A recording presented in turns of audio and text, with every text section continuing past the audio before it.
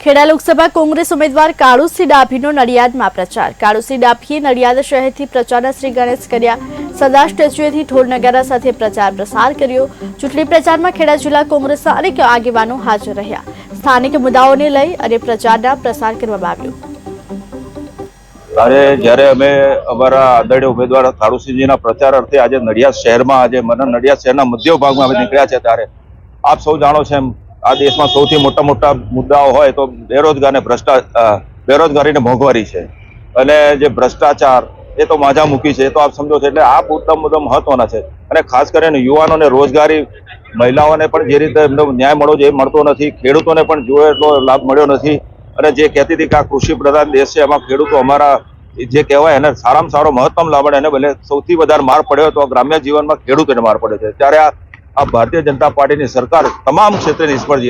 ચાહે આરોગ્ય હોય, શિક્ષણ હોય, મહિલાઓનો પ્રશ્ન હોય, ખેડૂતોનો હોય, નાના ઉદ્યોગપતિના હોય। આજે અમે બજારમાં નીકળીએ છીએ ત્યારે એક જ વાત કરે છે કે સાહેબ અમને આ વખતે બહુ જ તકલીફ છે। આ 10 વર્ષના ભારતીય જનતા પાર્ટીના કેન્દ્રના શાસનમાં અમને સૌથી વધારે તકલીફ પડી તો આ 10 વર્ષ રહ્યા। એટલે આ વખતે પ્રજાએ મન બનાવી દીધું છે અને ઉત્સાહનું વાતાવરણ અત્યારે સમગ્ર નડિયાદ શહેરમાં પણ સાથે ચાલી રહ્યા છે। ત્યારે આ વખતે મને ચોક્કસ ખાતરી છે કે લોકોએ મન બનાવી દીધું છે કે આ વખતે માત્ર કોંગ્રેસના ઉમેદવારને આ લોકો એમના જીતાડીને અમારો આ જે વિજય અભિયાનમાં સૌ ઉત્સાહભેર ભાગ લેશે એવી આપને અભ્યર્થના છે। અને બીજું આપના માધ્યમથી આપને કહું છું કે દરેકને આપ કહેજો કે મતદાન ચોક્કસ કરજે। આપને જે યોગ્ય લાગે જે પક્ષને કરજો પણ મતદાન કરવા જરૂર જજો। અમે અમારા ઉમેદવારને લઈને નડિયાદના વેપારી વિસ્તાર જે કહે છે કે અમદાવાદી બજાર, ડભાણ ભાગોળના વિસ્તારમાં અમે અત્યારે નીકળ્યા છે। દુકાને ફરીએ છીએ। વેપારીઓનો, અંદર કામ કરતા કર્મચારીઓનો એવો સારો પ્રતિસાદ છે। લોકો ચાલુ સરકારથી ખૂબ જ નારાજ છે, ખૂબ જ કંટાળી ગયા છે।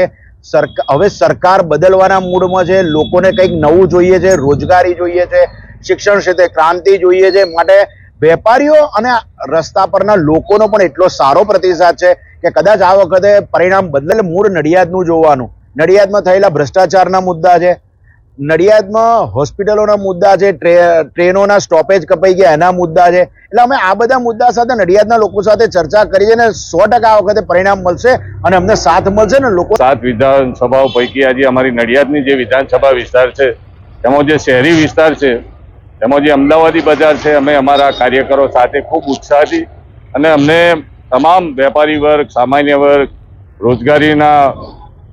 રોજગારી આપતા લોકો હોય એવા સામાન્ય માણસો પણ અમને ખૂબ આવકારી રહ્યા છે અને વાની છે। આ બેઠક 14 વખત ચૂંટણી થઈ, એમાં 12 વખત અમે કોંગ્રેસ જીત્યા। ફક્ત 2 જ વખત ભાજપની આ બેઠક આવી છે ખેડાની, અને આ વખતે અમે 2 લાખની લીડથી આ બેઠક અમે જીતી લેવાના છીએ। અને ઇન્ડિયા ગઠબંધનની ગુજરાતમાં 12 થી 14 બેઠકો આવવાની છે અને દેશમાં પણ ઇન્ડિયા ગઠબંધનની સરકાર બનશે।